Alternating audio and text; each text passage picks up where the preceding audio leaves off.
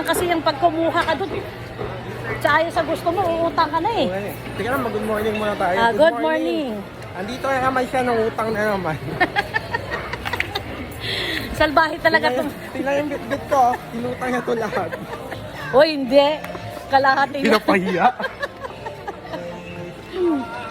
Ang budget ko kasi sa karne, 1,000 lang. Kasi 2 is kalahating kilo. Tsaka binudget ko na eh. 2, 1 kalahating kilo, tapos kalahating kilo.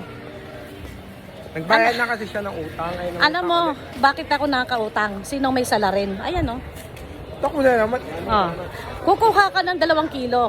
Titimbangin niya ng 4 na kilo. Oh.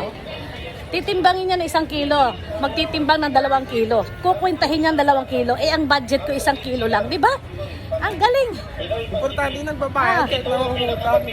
Eh, yun ang mahirap eh. Pag good payer ka eh, pinipilit ka lang mangutang.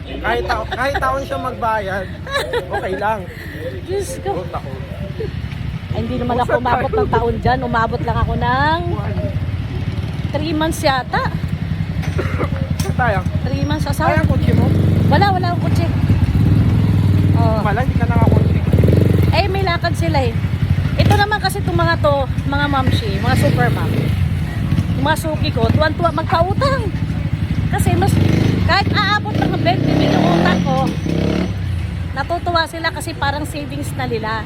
Dahil kapag nagbayad naman ako buo, as in buo, kung 20-20, kung 15-15 siya, ganyan.